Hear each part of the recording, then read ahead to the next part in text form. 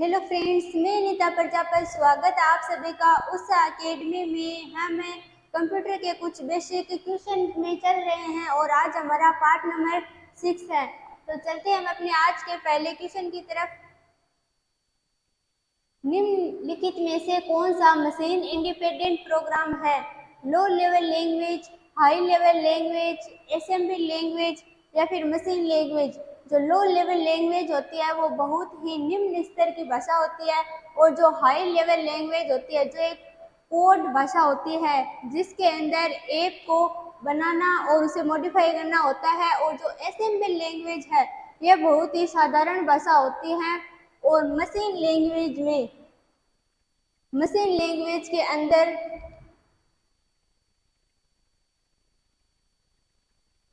केवल 0 और 2 बाइनरी अंकों का ही उपयोग किया जाता है। और इनमें से जो मशीन इंडिपेंडेंट प्रोग्राम है वह है हाई लेवल लैंग्वेज। इसलिए हमारा सही आंसर होगा ऑप्शन नंबर बी। चलते हैं नेक्स्ट क्वेश्चन में। गलती एक एल्गोरिदम है जिससे गलत परिणाम निकलते हैं, इसे क्या कहते हैं? Logical error, compiler error, machine error, ये सभी। जब हम गलती करते हैं और एल्गोरिदम में जिससे गलत परिणाम निकलते हैं वह होता है लॉजिकल एरर। और जो कंपाइलर एरर होता है वह आउटपुट के द्वारा होता है।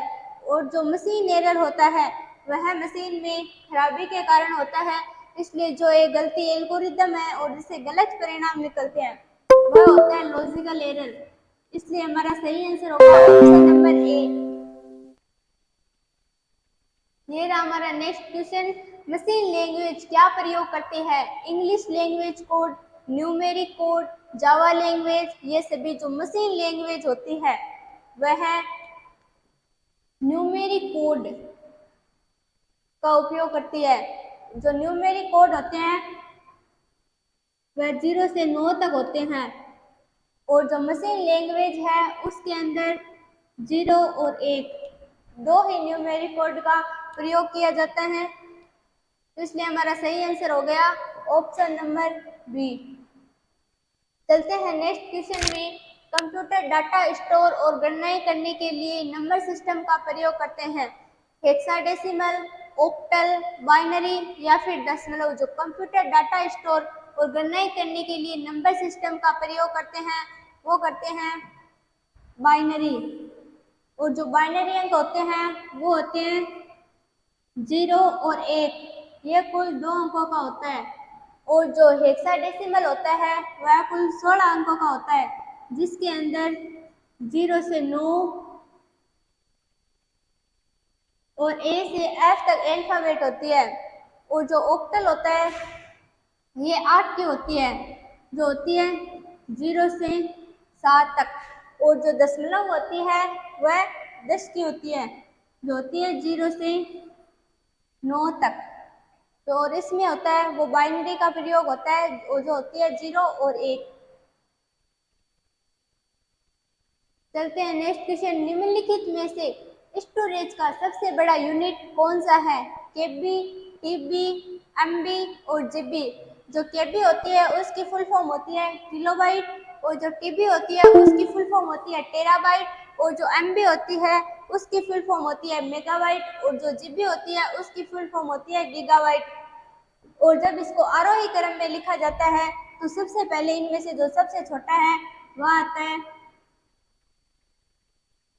केबी, और केबी के बाद एमबी, जीबी और टीबी। तो इनमें से जो सबसे बड़ा यूनिट है वह हो गया टीबी।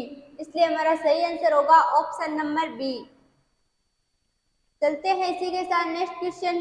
बिट किसका लघु रूप है? Megabyte, binary language, binary digit या फिर बाइनरी नंबर। जो बिट है तो बाइनरी डिजिट का लघु रूप है। जो बाइनरी डिजिट होते हैं वो होते हैं 0 और 1। तो फ्रेंड्स ध्यान रखिएगा, जो 0 और 1 जो बाइनरी डिजिट है वह बार बार आ रहा है।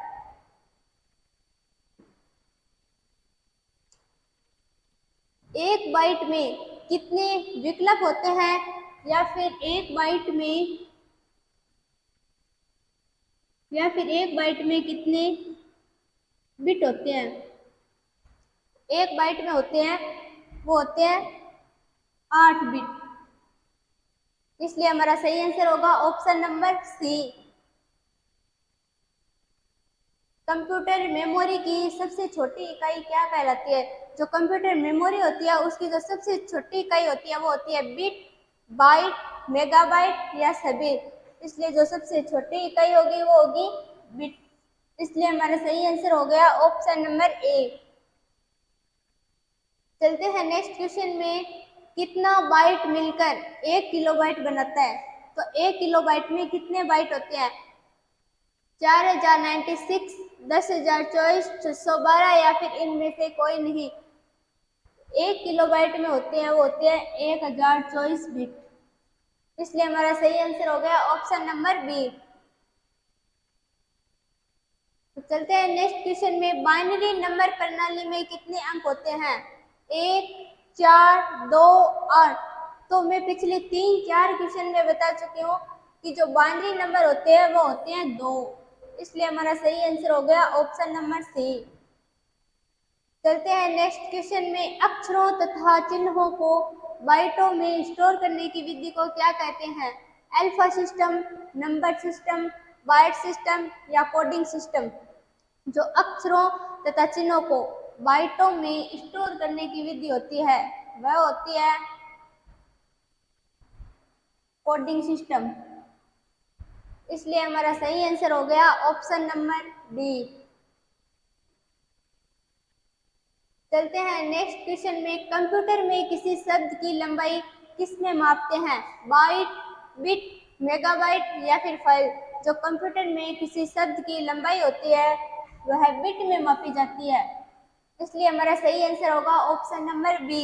चलते हैं नेक्स्ट क्वेश्चन में। लॉजिक में गेट क्या है? एक विशेष सीडी, एक सॉफ्टवेयर, एक प्रकार का सर्किट या फिर एक कंप्यूटर गेम?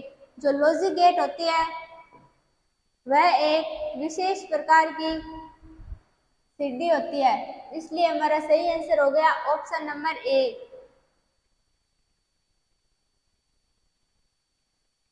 तो कंप्यूटर पर इंफॉर्मेशन किस रूप में स्टोर किया जाता है? Digital data, analog data, modem data या वाट्स डाटा? जो कंप्यूटर पर इंफॉर्मेशन होती है वो होती है डिजिटल डाटा के रूप में स्टोर होती है। इसलिए हमारा सही आंसर हो गया ऑप्शन नंबर ए। ये रहा हमारा नेक्स्ट क्वेश्चन। कौन सा एक प्रोग्राम जिससे कंप्यूटर का प्रयोग या उपयोग करना आसान हो जाता है? एप्लीकेशन, ऑपरेटिंग सिस्टम, नेटवर्क या फिर यूटिलिटी? एक प्रोग्राम जिससे कंप्यूटर का उपयोग करना आसान हो जाता है वो होता है यूटिलिटी। और हमारा सही आंसर हो गया ऑप्शन नंबर डी। चलते हैं अगले क्वेश्चन में। प्रोग्राम में त्रुटि जिससे गलत या अनुपयुक्त परिणाम उत्पन्न होते हैं उसे क्या कहते हैं? Byte, bug, unit problem, programming error? जब प्रोग्राम में किसी भी प्रकार की त्रुटि या गलती होती है तो उसे जो होती है बग कहा जाता है। इसलिए हमारा सही आंसर होगा ऑप्शन नंबर बी। इसी के साथ चलते हैं नेक्स्ट क्वेश्चन में। सॉफ्टवेयर का प्राथमिक उद्देश्य डाटा को किस में बदलना है? प्रोग्राम, सूचना, वेबसाइट या फिर ऑब्जेक्ट? जो सॉफ्टवेयर का प्राथमिक उद्देश्य है वो डेटा को सूचना में बदलना होता है, क्योंकि कंप्यूटर में हम जो भी डाटा फीड करते हैं उसको कंप्यूटर सूचना में बदल देता है। चलते हैं नेक्स्ट क्वेश्चन में। सॉफ्टवेयर कोड में त्रुटियां ढूंढने की एक प्रक्रिया है। टेस्टिंग, डिबगिंग, कंपाइलिंग और रनिंग? जो टेस्टिंग होती है वह हम सेल फोनों में सूचना भेजते हैं या फिर मैसेजेस भेजते हैं उसी को कहते हैं। और जो डिबगिंग होती है वह सॉफ्टवेयर कोड में त्रुटियां ढूंढने की एक प्रक्रिया होती है।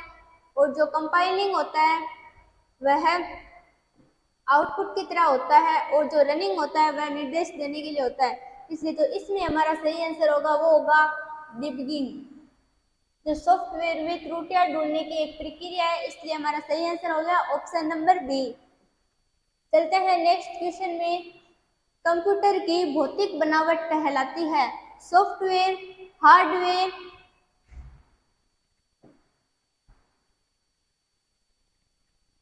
सॉफ्टवेयर, हार्डवेयर, कीबोर्ड या मॉनिटर जो कंप्यूटर की भौतिक बनावट होती है। जैसे कि आप देख सकते हैं कि ये जो स्क्रीन है, ये इसका जो बाहरी भाग है वो एक भौतिक बनावट है, जो कि ये एक हार्डवेयर है। इसलिए हमारा सही आंसर हो गया ऑप्शन नंबर बी। चलते हैं नेक्स्ट क्वेश्चन में।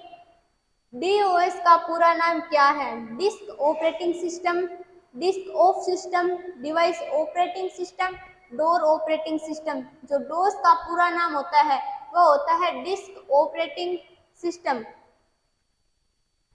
तो ये इसी के साथ हमारी आज की क्लास समाप्त होती है। अगर आपको हमारा आज का वीडियो पसंद आए तो like, comment, share and subscribe करना ना भूलें।